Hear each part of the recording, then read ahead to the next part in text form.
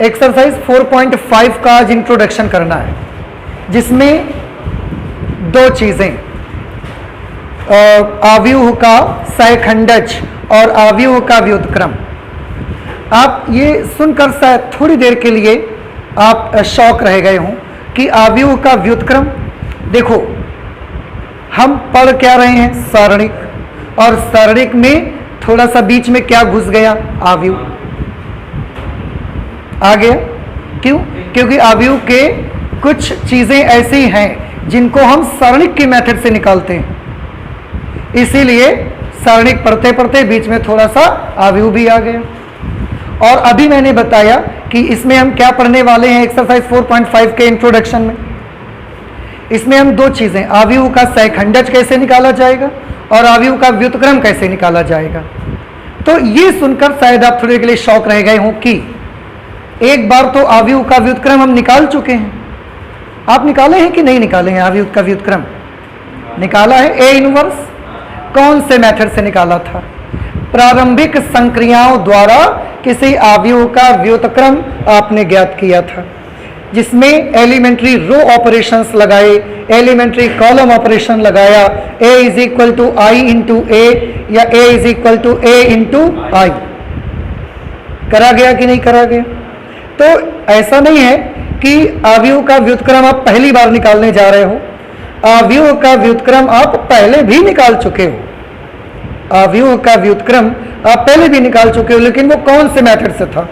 वो प्रारंभिक संक्रियाओं के द्वारा था, एलिमेंट्री ऑपरेशंस के द्वारा था।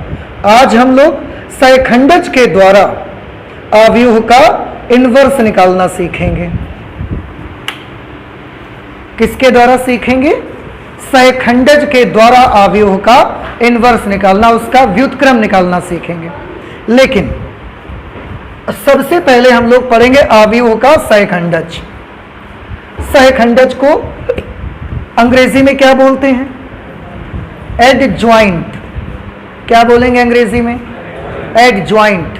तो आव्यूह का सहखंडज एडज्वाइंट ऑफ अ मैट्रिक्स कैसे निकाला जाएगा, जरा ध्यान से सभी बच्चे समझेंगे। हमने मान लिया कि हमारे पास एक आव्यूह है, कोई भी आव्यूह मान लो। Let a is equal to, क्या है हमारे पास? आव्यूह। आव्यूह आते ही निशान बदल जाएगा। देखिए, बदल गया। सारणिक में कैसे निशान लगाते थे? केवल लाइन बनाते थे, लाइन के किनारे ऐसा मोड़ते नहीं थे। आव्यूह आया, लाइन के किनारे मोड़ेंगे। a is equal to a11, a12, a13, a21, a22, a23, a31, a32, a33।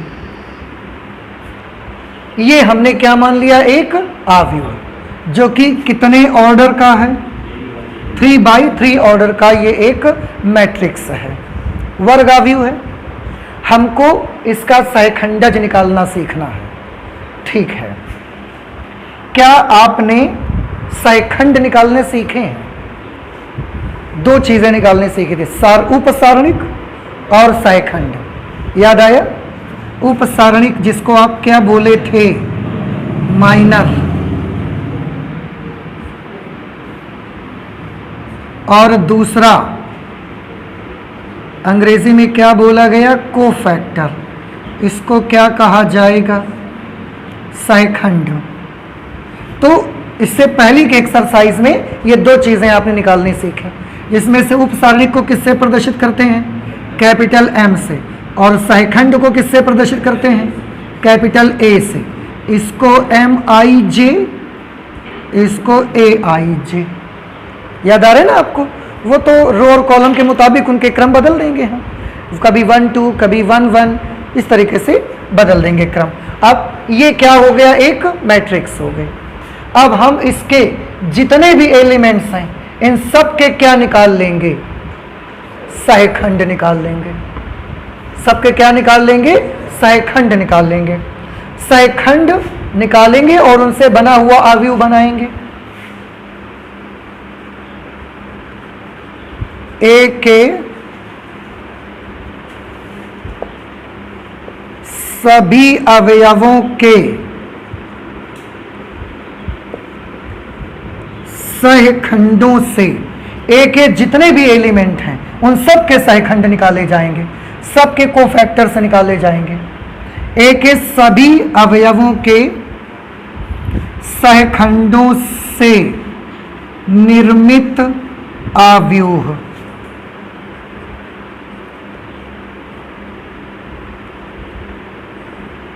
बताइए क्या करने के लिए कहा हमने आपको? इस आव्यूह में जितने ये एलिमेंट हैं इन सब के क्या निकालिए आप? सहखंड निकालिए। सहखंड निकालना आता है ना आपको? कैसे सहखंड निकालते थे? A I J is equal to -1 to the power I plus J into M I J. याद आ गया ना? तो हम ए के जितने भी एलिमेंट्स हैं इन सब के सहखंड निकालेंगे और उन सहखंडों से भी एक आव्यूह बना देंगे। तो कैसे बन जाएगा? A11, A12, A13, A21, A22, A23, A31, A32, A33। तो ये स्मॉल ए क्या प्रदर्शित करते थे? आव्यूह के अवयव। और ये कैपिटल ए सब क्या प्रदर्शित करते हैं? आव्यूह के अवयवों के सहखंड, कोफैक्टर्स। तो अभी हमने क्या किया? इस आव्यूह में जितने एलिमेंट्स थे सबके सहखंडों से आव्यूह बना डाला और अब हम सहखंडज निकाल सकते हैं।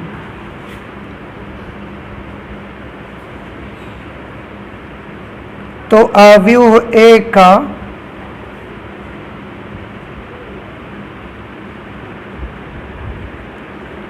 सहखंडज आव्यूह कैसे निकाला जाएगा? सहखंडज के लिए आपको करना ये है, ये वाला जो मैट्रिक्स है उसका ट्रांसपोज कर देंगे आप। इस मैट्रिक्स को कुछ मान लेते हैं, माना ये वाली मैट्रिक्स का नाम क्या है? बी। इसका परिवर्त कर देंगे, बी का परिवर्त। परिवर्त यानी कि ट्रांसपोज। परिवर्त निकालना आपको आता है? कैसे निकालते थे परिवर्त? रोज को कॉलम्स में और कॉलम्स को रोज में इंटरचेंज कर दो। तो जैसे A11, A12, A13 ऐसा है तो इसे हमें ऐसा लिखना पड़ेगा, A11, A12, A13, A21, A22, A23, A31, A32, A33 ऐसे कर देंगे इसको हम। समझ में कुछ आ रहा है आपको? तो ये क्या आ जाएगा? ये आ जाएगा आव्यूह ए का सहखंडज। और किसी भी आव्यूह के सहखंडज को आप जानते हैं कैसे प्रदर्शित करते हैं? ध्यान से देखिए, एडजॉइंट ए लिखते हैं, ऐसे रिप्रेजेंट किया जाता है। ठीक है? और ये क्या है? ये बी डैश है। बी के परिवर्त को किससे लिखते हैं? बी डैश या ट्रांसपोज ऑफ बी। इस तरह से हम उसको रिप्रेजेंट करेंगे।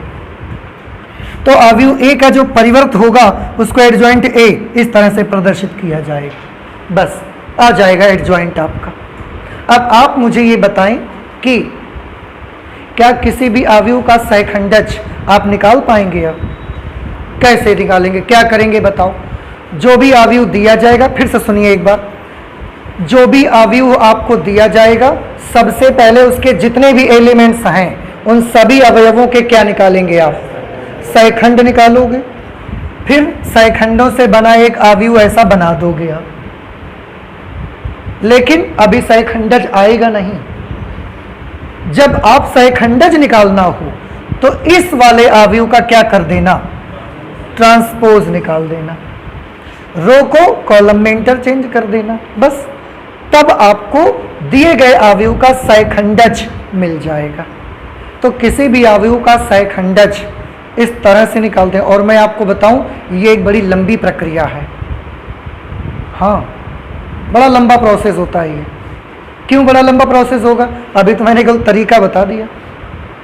तरीका तो मैं किसी भी तरीके से बता सकता हूँ कि यहाँ से अगर आपको लखनऊ तक जाना है तो पहले यहाँ से बैठिए, रामा देवी जाइए, रामा देवी से जगरगटी बस अड्डा जाइए, वहाँ से आप बस पकड़िए लखनऊ के लिए, सीधे आप बस लखनऊ पहुँच जाएंगे। लेकिन क्या इतना ही आसान यहाँ से लखनऊ तक पहुँचना है?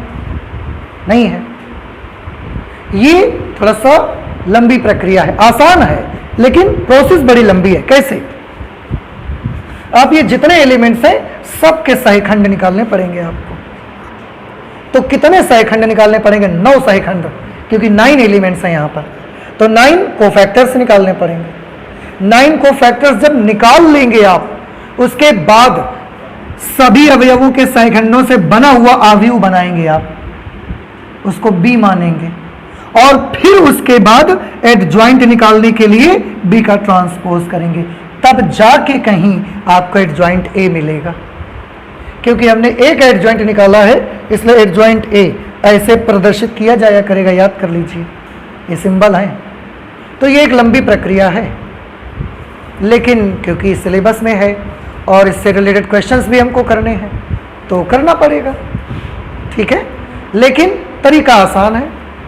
प्रक्रिया थोड़ी सी लंबी होने का मतलब ये थोड़ी होता है कि वो कठिन हो गया, आसान है सब कुछ, क्योंकि सेकंड निकालना आपको आता ही। और जब आप इस काम को करने में माहिर हो जाएंगे, जब आप इस काम को करने में माहिर हो जाएंगे तो फिर देखिएगा हम इससे पहले ये और फिर ये नहीं बनाएंगे। जब आप ये काम करने में माहिर हो जाएंगे तो सीधे हम फिर इससे ये बना दिया करेंगे।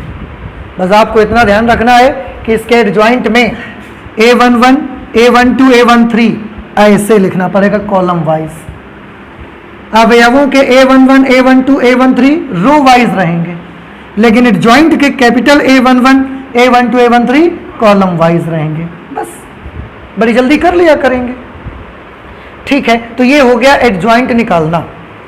ये 3x3 की मैट्रिक्स थी। अगर आपके पास कोई 2x2 ऑर्डर की मैट्रिक्स होगी, उसका एडजॉइंट आप कैसे निकालेंगे? Let we have a matrix of order 2 इस तरीके से A11, A12, A21, A22, ठीक है। ये हमारे पास एक 2x2 ऑर्डर की एक मैट्रिक्स है, 2x2 ऑर्डर की। इसका भी एडजॉइंट कैसे निकाला जाएगा?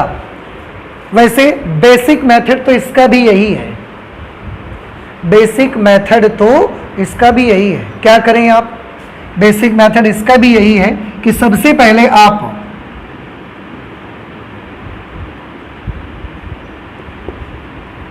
ए के सहीखंडों से निर्मित अवयव बनाइए। क्या बनेगा? A11, A12, A21 और A22। ये हमने क्या बनाया? ए के सहीखंडों से निर्मित अवयव। क्या ये एक एडजॉइंट बन गया? अभी एडजॉइंट नहीं बना। अब अगर आपको एडजॉइंट ए चाहिए तो आपको क्या करना पड़ेगा? इसका ट्रांसपोज करना पड़ेगा। Let this is B, so we have to take transpose of matrix B. चाहे बी डैश लिखें या बी टी लिख दें, ट्रांसपोज के लिए आप रो को कॉलम में इंटरचेंज कर देंगे। A11, A12, A21, A22, ये एडजॉइंट ए निकल करके आ जाएगा। ये 2x2 ऑर्डर के मैट्रिक्स का एडजॉइंट निकालने का तरीका है। तो इसका तरीका और उसका तरीका सेम ही है, लेकिन अब एक छोटी सी चीज सभी ध्यान लगा के सुनेंगे। हम चाहें तो 2x2 ऑर्डर की जो मैट्रिक्स है, इसका एडजॉइंट एक बड़े इजी मेथड से निकाल सकते हैं, एक शॉर्ट मेथड से निकाल सकते हैं। कैसे? आप जानना चाहेंगे? नहीं जानना चाहेंगे? जानना चाहेंगे? क्या हम बताने जा रहे हैं? चाहे फिर से सुन लो, चाहे 3x3 ऑर्डर की मैट्रिक्स हो, चाहे 2 इंटू 2 ऑर्डर की मैट्रिक्स हो, एडजॉइंट तक पहुंचने का सबका बेसिक मेथड तो एक ही है। लेकिन अगर आप चाहें तो 2 इंटू 2 मैट्रिक्स में आप एक शॉर्ट मेथड यूज कर सकते हैं, लेकिन वो किस में यूज होगा? केवल 2 बाई 2 ऑर्डर के मैट्रिक्स में यूज होगा, सब जगह यूज नहीं होगा वो। ठीक है, चलो 2 बाई 2 ऑर्डर में ही यूज हो जाए कम से कम। क्या होगा मेथड? देखो क्या होगा। उसके लिए हम एक काम करेंगे, ये हमको एक मैट्रिक्स दिया गया A11, A12, A21, A22, ये हमको दिया गया मैट्रिक्स 2 इंटू 2 ऑर्डर का है। अब इसका बोला गया एडजॉइंट निकालो। देखना भैया, इसके बाद सीधे एडजॉइंट आ जाएगा आपका। कैसे आएगा एडजॉइंट? उसके लिए आपको एक काम कर देना है, ये वाले जो एलिमेंट आप देख रहे हैं, ये वाले एलिमेंट, इनको आपस में बदल दीजिए, इनको आपस में इंटरचेंज कर दीजिए। इंटरचेंज कर दो मतलब A11 और A22 लिखे हैं तो A22 को उठा के यहां रख दो, A11 को उठा के यहां रख दो। और ये जो आप देख रहे हैं, इसको, इसके आपको निशान बदल देने हैं। इनमें और कोई बदलाव नहीं करना, निशान बदल देना है बस। जैसे ही आप इतना करोगे, दिए गए मैट्रिक्स का एडजॉइंट आपके सामने होगा। कोई कैलकुलेशन, कोई कोफैक्टर नहीं, कोई कैलकुलेशन नहीं, डायरेक्ट 2 इंटू 2 मैट्रिक्स का एडजॉइंट आपके नजरों के सामने होगा। कैसे? ऐसे देखो, इसको क्या करना है? अवयव बदल देने हैं। तो यहां पर क्या लिख देंगे? A22 और यहां क्या लिख देंगे? A11। इन दोनों के क्या करने हैं? निशान बदल देने हैं। तो माइनस A21 माइनस A12, बस आ गया ये क्या आ गया? दिए गए मैट्रिक्स का एडजॉइंट। एक एग्जांपल देखिए, if there is a matrix that is 1, 2, 3 and 4। मान लेते हैं कि ये एक आव्यूह हमको दिया और किसी ने हमको बोला कि इस आव्यूह का क्या निकालो? एडजॉइंट निकालो, एक सहखंडज निकालो। तो A का सहखंडज, A का सहखंडज मतलब adjoint of A 2 into 2 order की मैट्रिक्स है। क्या करना चाहिए हमको बताइए? ये जो है विकर्ण, इसके अवयव बदल देने चाहिए। तो ये 1 और 4 यहां पर है, ये 4 और 1 यहां पर कर देंगे। इनके निशान बदलने हैं तो इसको -3, इसको -2 कर देंगे। तो ये एक आव्यूह है और ये इस आव्यूह का सहखंडज है। सॉरी, वो उस आव्यूह का क्या है? एडजॉइंट आ गया। तो 2 इंटू 2 की अगर मैट्रिक्स है कोई, तो उसका सहखंडज तो निकालना बिल्कुल आपके फिंगर टिप पे होगा, तुरंत निकल आया करेगा। लेकिन 3 इंटू 3 का अगर कोई मैट्रिक्स है तो इसका एडजॉइंट थोड़ा सा तो मुसीबत रहेगी। मुसीबत का मतलब थोड़ा सा डिफिकल्ट होगा, लॉन्ग प्रोसीजर से जाना पड़ेगा आपको, उसके बगैर आप नहीं कर सकते। अब आप बताएं, आपको ये चीज़ समझ आई कि नहीं आई? आया? नहीं आया समझ में? तो आप प्लीज़ इसे नोट कर लीजिए और उसके बाद हम लोग और चलते। एडजॉइंट से रिलेटेड थ्योरम भी हैं, उन थ्योरम को स्टडी करते हैं। ठीक है, जल्दी से नोट करिए बेटा आप इस।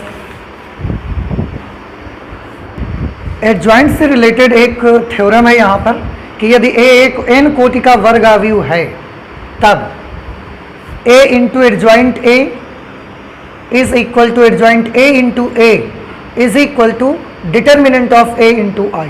मीन्स अगर A एक n कोटि का वर्ग आव्यूह है तो A क्या है? वर्ग आव्यूह, और एडजॉइंट A उसका सहखंडज है। तो ये बताया जा रहा है आपको कि अगर हम उस आव्यूह और उसके सहखंडज का गुणा करें, चाहे सहखंडज का गुणा आव्यूह A से करें, दोनों हालात में वैल्यू कैसी आएंगी? बराबर। और किसके बराबर आएंगी? तो आंसर है ए का डिटर्मिनेंट लेना और उसको आइडेंटिटी मैट्रिक्स से गुणा करवा देना। इन दोनों की ही वैल्यू इसके बराबर आएगी। आई का मतलब तो समझते ना, आइडेंटिटी मैट्रिक्स तत्समा का व्यू, इकाई आव्यूह। 3/3 का अगर है तो 1 0 0 0 1 0 0 0 1। 2/2 का अगर है तो 1 0 0 1। तो a into adjoint a into A की value determinant of a into I के इक्वल आती है। आप चाहें तो इसको प्रूफ भी कर सकते हैं, इस थ्योरम को। कैसे इस थ्योरम को प्रूफ करेंगे, हम ये ले लेते हैं, ध्यान से देख लीजिए। Let a is equal to, इसको हम मान लेते हैं a11 a12 a13 a21 a22 a23 a31 a32 a33। ये हमने क्या मान लिया, a मान लिया। अगर ये a है तो इसका एडजॉइंट क्या होगा, कोई बता सकता है मुझे इसका एडजॉइंट क्या होगा? नहीं याद आया? अभी अभी हमने बताया है आपको, ये होगा, देखो a11 a12 a13 a21 a22 a23 a31 a32 a33, ये इसका एडजॉइंट होगा। अभी आपने यहाँ देखा था, याद आ गया? तो ये a है और ये उसका एडजॉइंट है। दोनों को करना क्या है आपस में, गुणा।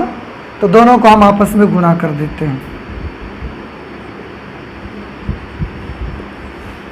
a इंटू एडजॉइंट a की जगह पर देखिए भैया क्या लिखा जाएगा, a11 a12 a13 a21 a22 a23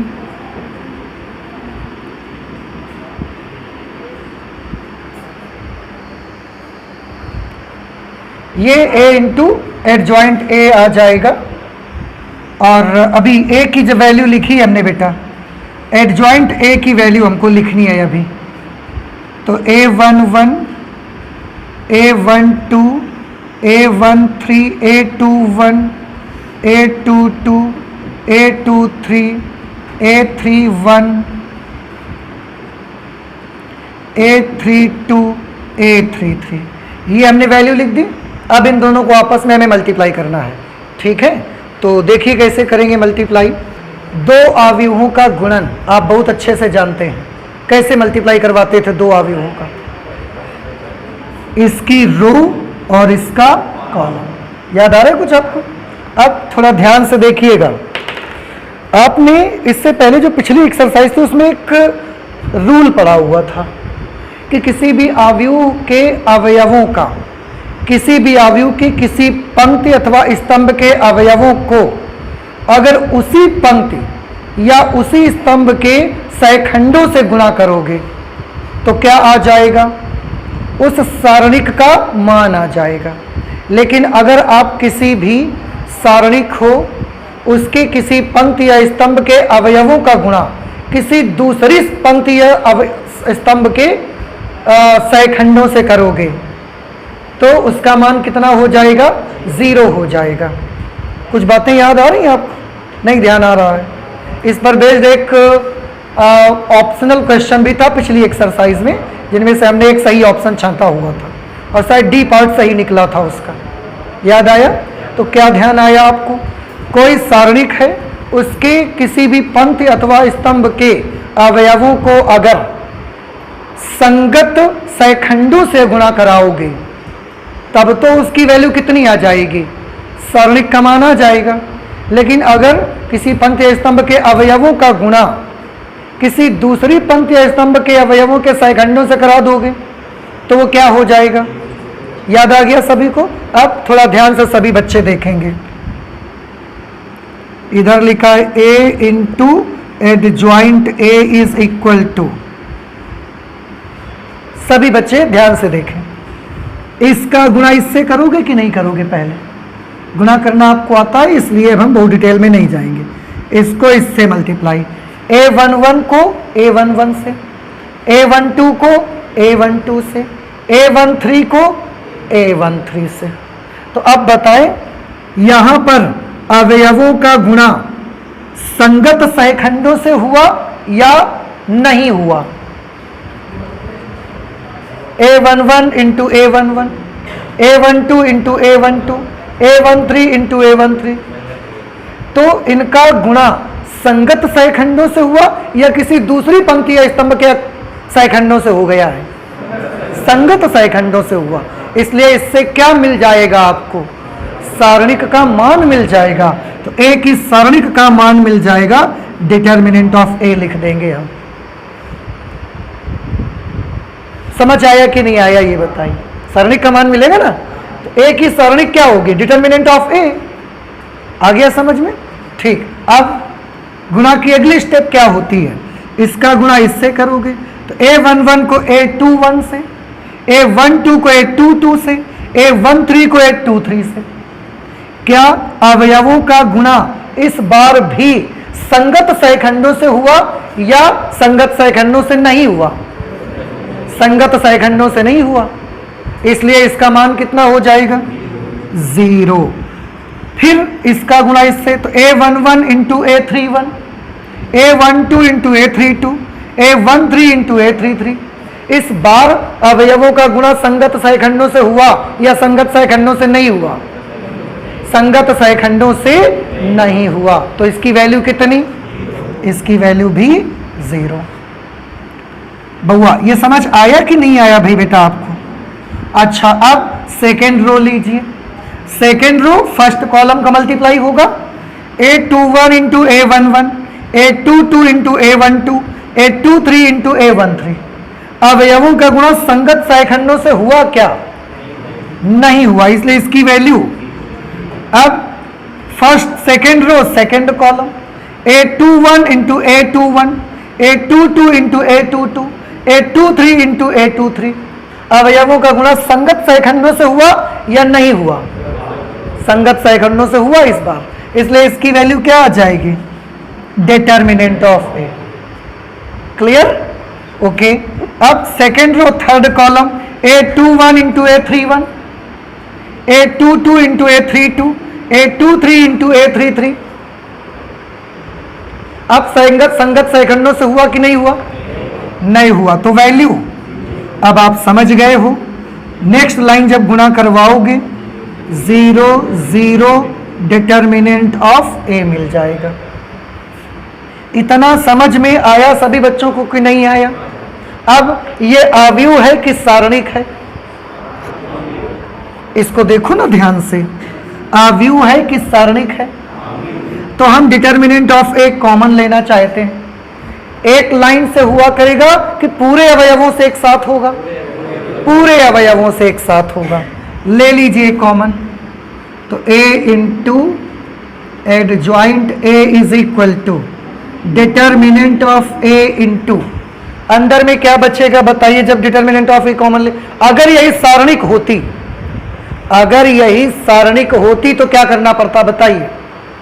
इससे भी डिटर्मिनेंट ऑफ ए कॉमन मिलता, इससे भी डिटर्मिनेंट ऑफ ए कॉमन मिलता, इससे भी। तो कितने डिटर्मिनेंट ऑफ ए कॉमन मिलते?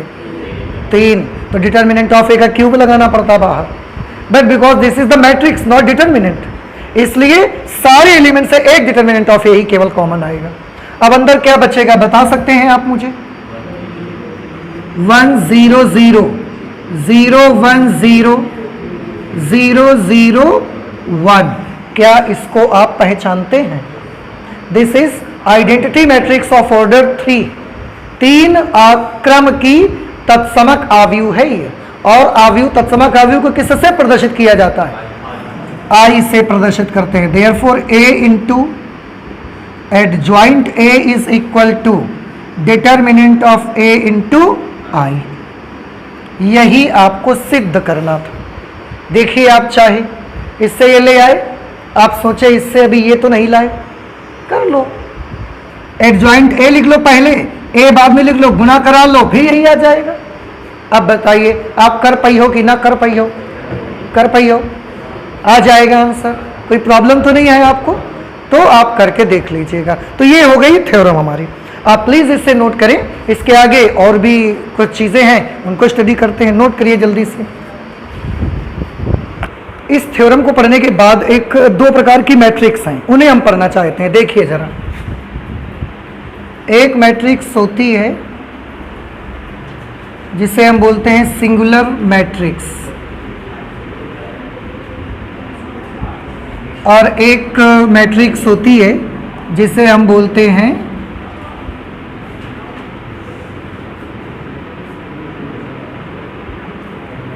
Non singular matrix. ठीक है, जो सिंगुलर मैट्रिक्स होती है इसको हम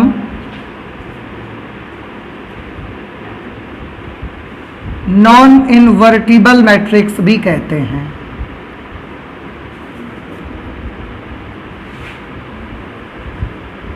नॉन इनवर्टिबल मैट्रिक्स हिंदी में अव्युत्क्रमणीय आव्यूह। और जो नॉन सिंगुलर मैट्रिक्स होती है उसका एक और नाम होता है इनवर्टिबल मैट्रिक्स। हिंदी में इसको कहा जाता है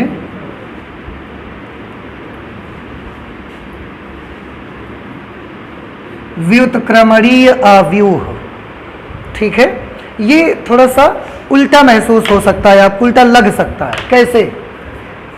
जब इसमें नॉन सिंगुलर मैट्रिक्स है तो ये इन्वर्टिबल है, और जब इसमें नॉन इन्वर्टिबल मैट्रिक्स है तो इसमें सिंगुलर है।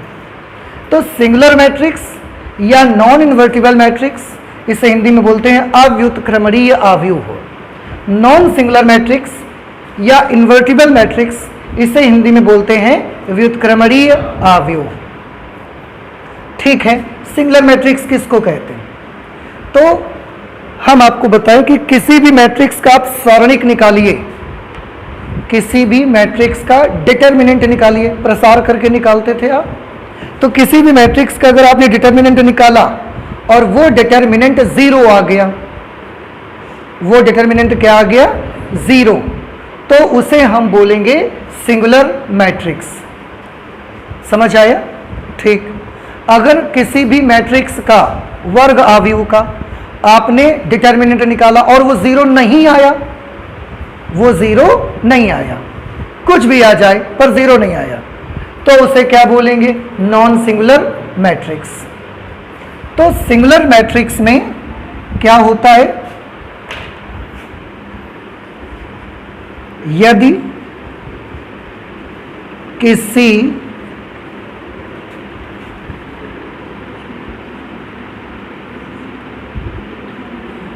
किसी वर्ग आव्यूह का सारणिक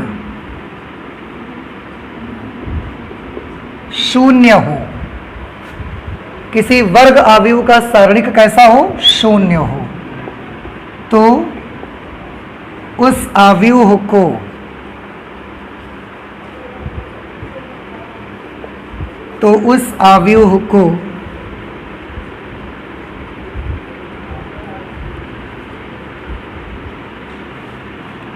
सिंगुलर मैट्रिक्स, सिंगुलर को, ठीक है, अव्युत्क्रमणीय ही कहते हैं।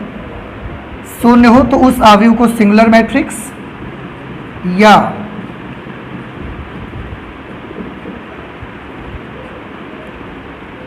अव्युत्क्रमणीय आव्यूह कहा जाता है। ठीक है, इसमें क्या होगा? जो डिटर्मिनेंट की वैल्यू होगी वो 0 के बराबर होगी। और अगर आप नॉन सिंगुलर पूछेंगे इन्वर्टिबल मैट्रिक्स, तो उसमें क्या होगा? सेम यही लिखना है आपको, बस बीच में क्या बना देना है कि यदि किसी वर्ग आव्यूह का सारणिक 0 ना हो तो उस आव्यूह को नॉन सिंगुलर मैट्रिक्स या व्युत्क्रमणीय आव्यूह कहा जाता है। लिख लेंगे आप सभी लोग, क्या लिखेंगे बताइए इस पे। यदि किसी वर्ग अवयव का सारणिक शून्य ना हो तो उस अवयव को नॉन सिंगुलर मैट्रिक्स या व्युत्क्रमणीय अवयव कहा जाता है। और उसके लिए क्या कंडीशन लिखेंगे, determinant of A should be not should be equal to 0, इसका मान 0 के बराबर नहीं होता है। ठीक है। और एक चीज थोड़ा सा देख लीजिए, मैं आपको बता दूं, इसका नाम अव्युत्क्रमणीय क्यों है, क्योंकि अगर जिन वर्ग अवयवों के सारणिक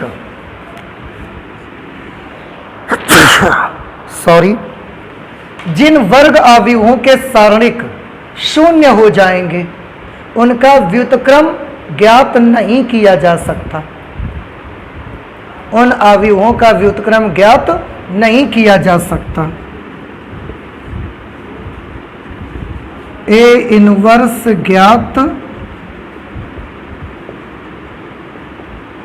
नहीं किया जा सकता। और जो व्युत्क्रमणीय अवयव होते हैं जिनका डिटर्मिनेंट 0 नहीं होता है, इनका जो ए इनवर्स होता है वो ज्ञात किया जा सकता है।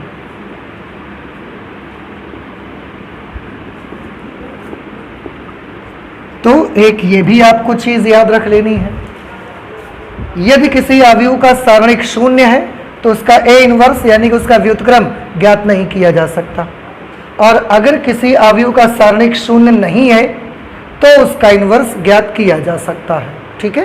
तो ये है सिंगुलर मैट्रिक्स और नॉन सिंगुलर मैट्रिक्स, आप प्लीज इसे नोट कर लीजिए। इसके बाद और आगे की बात पढ़ते हैं। ठीक है, जल्दी से नोट करें। डिटर्मिनेंट से रिलेटेड एक थ्योरम ये आपके सामने लिखी है, इसमें लिखा है अवयवों के गुणनफल का सारणिक उनके क्रमशः सारणिकों के गुणनफल के बराबर होता है। क्या मतलब है इसका, कि अगर दो अवयव हैं, एक अवयव ए और एक अवयव बी है, दोनों का गुणा करके आप उसका सारणिक निकालना चाहते हो, दोनों का गुणा करके आप उसका सारणिक निकालना चाहते हैं, तो वही वैल्यू आएगी जो वैल्यू, इसका अलग सारणिक निकाल लो, इसका अलग सारणिक निकाल लो और दोनों के सारणिकों का आप गुणा करवा दो, सेम वैल्यू दोनों की होगी। तो वही लिखिए अवयवों के गुणनफल, देखो अवयवों के गुणनफल का सारणिक उनके अलग अलग सारणिकों के गुणनफल के बराबर होता है। तो कभी भी इस तरीके का कोई भी सिचुएशन आप मिले, आप इस थ्योरम का भी इस्तेमाल कर सकते हैं। आप जानते हैं इस थ्योरम का इस्तेमाल करके हम एक बड़ा अच्छा रिजल्ट फाइंड आउट कर सकते हैं। क्या रिजल्ट फाइंड आउट कर सकते हैं? आप सभी बच्चे थोड़ा ध्यान से देखिए। अभी अभी आपने एक चीज पढ़ी थी, अभी आपने एक चीज पढ़ी है, A into adjoint A is equal to determinant of ए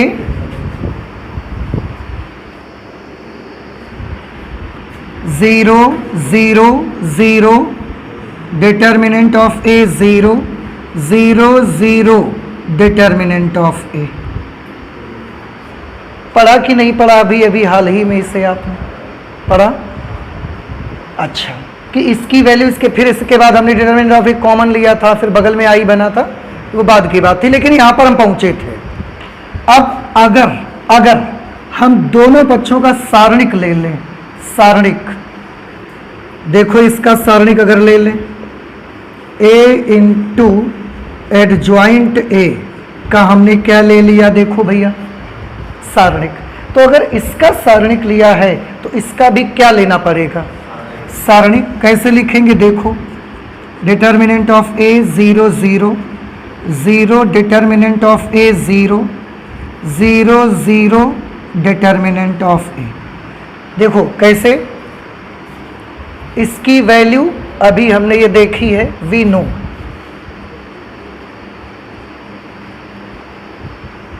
हम जानते हैं कि ये थ्योरम है, इसका इस्तेमाल करके एक इम्पोर्टेंट रिजल्ट फाइंड आउट करना चाहते हैं, वो हम आपको दिखा रहे हैं करके।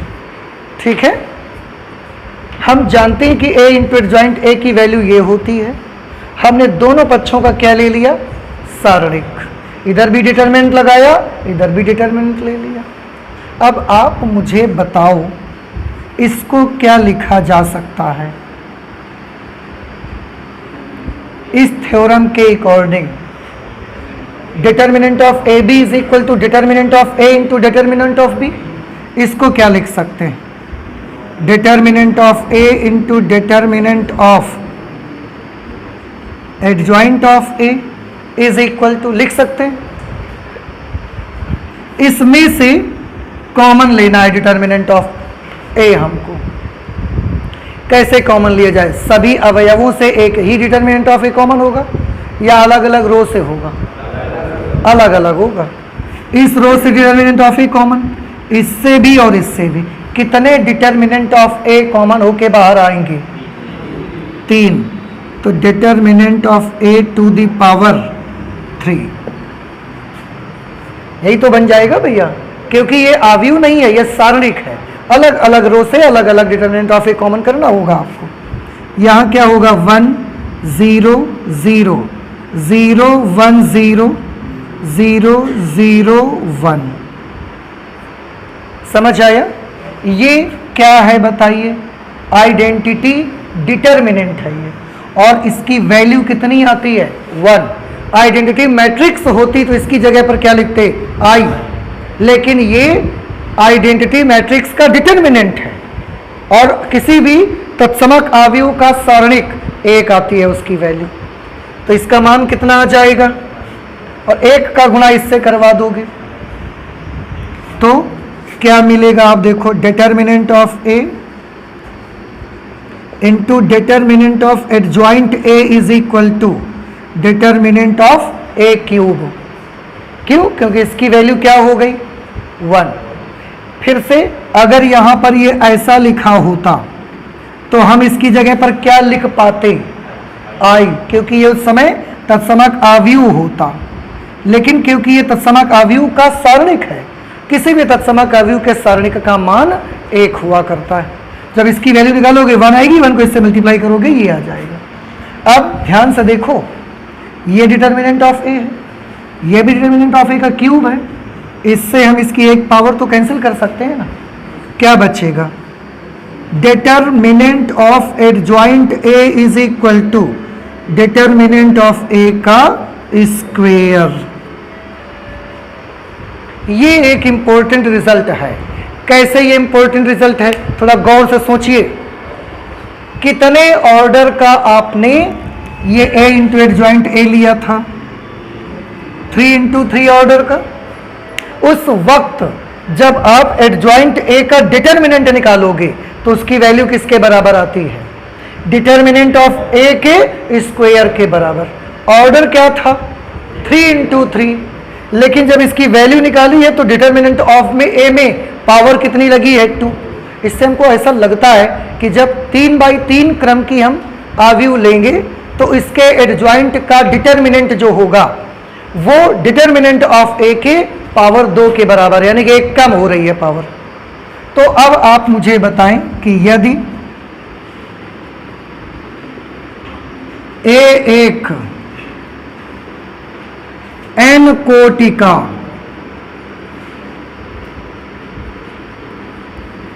वर्ग आव्यूह हो, तो यदि ए एक n कोटि का वर्ग आव्यूह हो तो डिटरमिनेंट ऑफ एडजॉइंट ए की वैल्यू कितनी आएगी? कोई बता सकता है मुझे?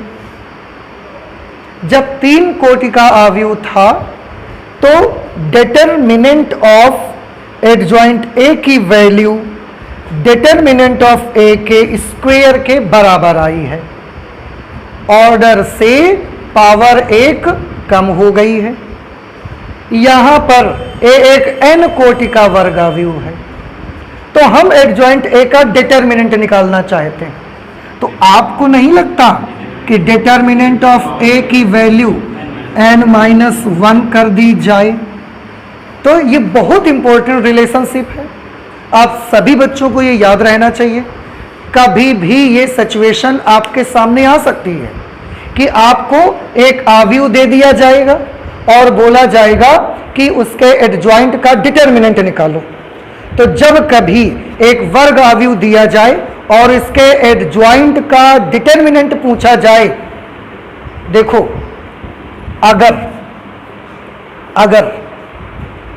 अगर आप ए का पहले एडजॉइंट निकालोगे फिर उसका डिटरमिनेंट निकालोगे तो ये बहुत लंबा पड़ेगा आपको। कैसे?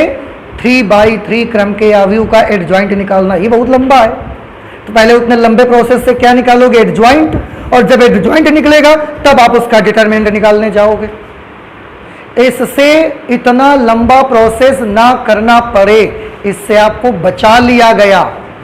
आपको क्या बोला गया कि अगर कभी भी कोई भी वर्ग अवयव ए के एडजॉइंट का डिटरमिनेंट पूछे तो आपको पहले एडजॉइंट फिर उसका डिटरमिनेंट, ये 3 पेज तक कैलकुलेट नहीं करना।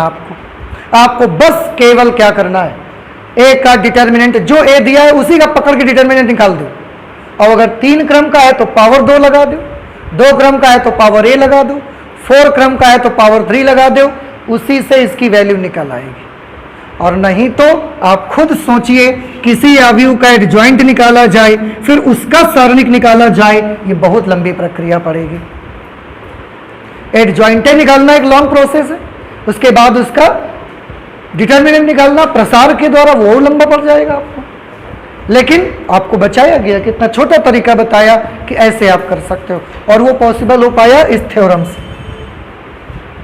अब आप बताएं मुझे, ये बात आपको समझ में आई या नहीं आई? आ गई? तो आप प्लीज़ इसे जल्दी से नोट कर लीजिए भाई, ठीक है? जल्दी से नोट करिए। अभी तक हमने जो कुछ पढ़ा उसमें से जब सबसे शुरू में हमने पढ़ाई स्टार्ट की थी तो आपको बताया था कि इस एक्सरसाइज के इंट्रोडक्शन में हम 2 चीज़ें पढ़ने वाले हैं। एक तो अवयव का सैखंडज पढ़ने वाले हैं और एक क्या पढ़ने वाले हैं? व्युत्क्रम। तो अभी तक तो सैखंडज पढ़ रहे हैं, अभी व्युत्क्रम नहीं पढ़ा हमने। अब हम व्युत्क्रम पढ़ लेते हैं। तो जैसा कि मैंने पहले भी बताया कि व्युत्क्रम एक तरीके से और निकालना सिखाया गया पहले ही आपको, और वो मेथड क्या था? एलिमेंट्री ऑपरेशन का मेथड, प्रारंभिक संक्रियाओं द्वारा एक इनवर्स एडजॉइंट के मेथड से निकालना सिखाया जाता है आपको। कैसे? ध्यान से देखिए, अभी अभी एक थ्योरम पढ़ी आपने,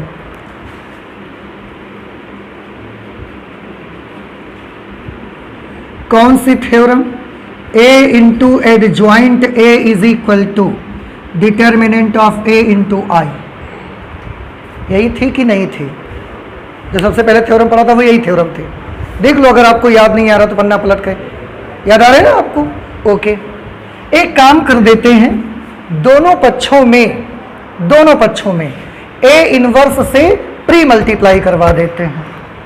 या तो आप ऐसे ले सकते हो,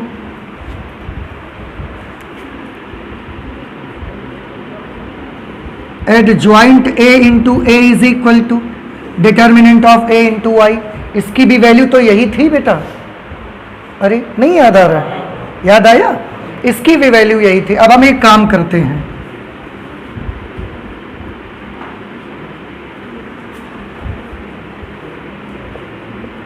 post multiplying by A inverse on both sides. देखो ध्यान से देखिए, नहीं फिर आप समझ नहीं पाओगे इसको, ठीक है? गौर से देखिए, adjoint A into A is equal to determinant of A into I। This we have studied in our theorem. अब हम क्या कर दे रहे हैं? Post multiplying by A inverse on both sides. दोनों पक्षों में A इनवर्स से पोस्ट मल्टीप्लाई करेंगे। ये पोस्ट मल्टीप्लाई क्या होता है? बाद में गुणा। याद आया? जब आप इनवर्स निकालते थे वहां भी इस तरीके का यूज करते थे हम लोग। तो A इनवर्स का बाद में गुणा करेंगे। तो क्या लिखा है यहाँ पर? एडजॉइंट A इंटू A, ये तो पहले से लिखा था। A इनवर्स का पोस्ट मल्टीप्लाई हमने करवा दिया, is equal to determinant of A into I into A inverse. इधर भी A इनवर्स से पोस्ट मल्टीप्लाई बाद में, इधर भी A इनवर्स से पोस्ट मल्टीप्लाई बाद में। अब अगर आपको थोड़ा सा भी याद है, किसी भी बच्चे को थोड़ा सा भी याद है, तो प्लीज मुझे बताइए A इंटू A इनवर्स की वैल्यू क्या होती है? I। A into A inverse क्या होता है? तो adjoint A into I is equal to, और आई इंटू ए इनवर्स क्या होता है? किसी भी मैट्रिक्स को आइडेंटिटी मैट्रिक्स से मल्टीप्लाई करोगे तो यही मैट्रिक्स तो आएगा। तो ये हो जाएगा determinant of A into A inverse. नहीं समझ में आया? किसी भी आव्यूह को इकाई आव्यूह से गुणा करने पर वही आव्यूह आ जाता है। अब यहां देखो, ये एडजॉइंट ए है, इसको इकाई आव्यूह से गुणा करना है। किसी भी आव्यूह को इकाई आव्यूह से गुणा कर दोगे तो क्या आंसर आ जाएगा? वही आव्यूह आ जाएगा। तो एडजॉइंट ए को जब हम आई से मल्टीप्लाई कर देंगे तो हमको क्या मिल जाएगा? Adjoint A is equal to determinant of A into A inverse. पहले बताइए मुझे इतना समझ आया कि नहीं आया? अब ए इंटू ए इनवर्स को क्या लिख सकते हैं? आई लिख सकते हैं क्या? नहीं लिख सकते, क्योंकि ये determinant of A into A inverse को आई लिखते हैं, ना कि determinant of A into A inverse को आई लिखते हैं। इसको नहीं लिख सकते। और वैसे भी ये डिटर्मिनेंट है, और किसी भी अवयव का डिटर्मिनेंट एक नंबर होता है, एक नंबर होता है। आपने इतने सारे डिटर्मिनेंट निकाले तो नंबर आया करता था, तो ये एक नंबर है, गुणा में है, हम चाहें तो इधर भेज दें। ये नंबर जाके कहां पर आएगा? भाग में। देयरफॉर ए इनवर्स की वैल्यू क्या आएगी? बोलिए। Adjoint A upon determinant of A, या हम चाहें तो ऐसे भी लिख सकते हैं 1 upon determinant of A, 1 upon determinant of A into adjoint of A. देखो अभी हम आपसे कह रहे थे ना कि अभी तक हम सिर्फ क्या निकालना सीखे हैं? एडजॉइंट से रिलेटेड चीजें पढ़ रहे थे, और अब आपने देखा कि अब हम इनवर्स से रिलेटेड चीज भी पढ़ चुके हैं। और ध्यान से देखिए, ए है एक आव्यूह, और ए इनवर्स का मतलब है उस आव्यूह का व्युत्क्रम। तो किसी भी आव्यूह का अगर व्युत्क्रम आपको निकालना है तो क्या करिए आप? एडजॉइंट उसका निकालिए ए का, और एडजॉइंट में उसके डिटर्मिनेंट से क्या करवा दीजिए? भाग दे दीजिए। तो किसी भी आव्यूह के एडजॉइंट में जब उसके डिटर्मिनेंट का भाग दे दिया करेंगे आप, तो उस आव्यूह का इनवर्स निकल आया करेगा। So this is the method and how can you find the inverse of any matrix? फिर से किसी आव्यूह का इनवर्स निकालना इससे पहले भी आपने सीखा है। कौन से मेथड से? एलिमेंट्री ऑपरेशंस से। और आज फिर से किसी आव्यूह का इनवर्स निकालना आप सीख रहे हैं। कैसे सीखेंगे? कैसे निकाला करेंगे इनवर्स? जिस भी मैट्रिक्स का इनवर्स निकालना होगा उसका सबसे पहले क्या निकालेंगे? डिटर्मिनेंट। सबसे पहले डिटर्मिनेंट निकालो। क्यों? इसलिए क्योंकि अगर डिटर्मिनेंट ए हमने निकाला और 0 आ गया, तो 0 का भाग किसी में दोगे तो इन्फिनिटी आ जाएगा ना। इसका मतलब अगर आप डिटर्मिनेंट निकालोगे सबसे पहले और अगर 0 आ गया तो फिर उसका ए इनवर्स ज्ञात नहीं कर सकते। क्यों? क्योंकि 0 का भाग थोड़ी देंगे हम इस पे। और देखो थोड़े पहले लिखा था सिंगुलर मैट्रिक्स आपने कि उसका डिटर्मिनेंट कितना आता था? 0, और उसी में हमने लिखा था कि उसका इनवर्स ज्ञात नहीं किया जा सकता, लिखा था हमने। और अगर डिटर्मिनेंट ऑफ ए 0 नहीं आया तो फिर एडजॉइंट ए निकालेंगे, और एडजॉइंट में डिटर्मिनेंट ऑफ ए से क्या कर देंगे? भाग दे देंगे, इनवर्स आ जाएगा। नहीं समझ आया? अभी थोड़ी देर पहले अव्युत्क्रमणीय आव्यूह और व्युत्क्रमणीय आव्यूह पढ़ी कि नहीं पढ़े आपने? अव्युत्क्रमणीय आव्यूह कौन से थे? क्या शर्त थी उनकी? जिनका डिटर्मिनेंट 0 हो जाएगा। और व्युत्क्रमणीय कौन से थे? जिनका डिटर्मिनेंट 0 नहीं होगा। जिनका डिटर्मिनेंट 0 हो जाएगा उनका इनवर्स ज्ञात नहीं कर सकते, और जिनका डिटर्मिनेंट 0 नहीं होगा उनका इनवर्स। तो क्यों? इस वजह से कि जिनका डिटर्मिनेंट 0 हो जाएगा तो 0 का भाग इसमें देने से तो सारे एलिमेंट इन्फिनिटी हो जाएंगे, तो हम उनका इनवर्स ज्ञात नहीं कर पाते। इसीलिए जब भी किसी आव्यूह का इनवर्स निकालना हो तो सबसे पहले क्या निकालो आप? एडजॉइंट की डिटर्मिनेंट। किस लिए? कि अगर हमने डिटर्मिनेंट निकाला और अगर 0 आ गया तो ये निकालने की जरूरत ही नहीं है आपको, तुरंत लिख दो कि इसका इनवर्स ज्ञात नहीं किया जा सकता। लेकिन अगर 0 ना आवे तो फिर एडजॉइंट निकालो, भाग दो, तब आई। समझ आया कुछ आपको? इस तरह से आप मैट्रिक्स के इनवर्स तक भी पहुंच सकते हैं। अब आप मुझे बताइए, क्या आप ये सारी चीज समझ पाए? तो ये हमने क्या पढ़ लिया आज? एक्सरसाइज 4.5 का इंट्रोडक्शन, एंड आई होप कि आपको ये समझ में आया होगा। अगर कोई डाउट हो तो जरूर बताइए मुझे, लेकिन ए इनवर्स का ये फॉर्मूला याद रखें। और देखो कैसे मिला, यहां से मिला हमको। आप सोचेंगे, हो सकता है कुछ बच्चों के मन में ये आए, क्योंकि शुरुआत में मैंने यहां लिखा था ए इंटू एडजॉइंट ए, तो सोचेंगे उससे नहीं आता। ऐसा नहीं, उससे भी आ जाएगा, बस फर्क इतना था कि उसमें मुझे प्री मल्टीप्लाई करना पड़ता, ए इनवर्स का पहले गुणा करना पड़ता, फिर कोई दिक्कत नहीं, उससे भी आता। लेकिन ये तरीका है। तो ये मैथमेटिक्स में आज हमने एक्सरसाइज 4.5 के इंट्रोडक्शन को किया।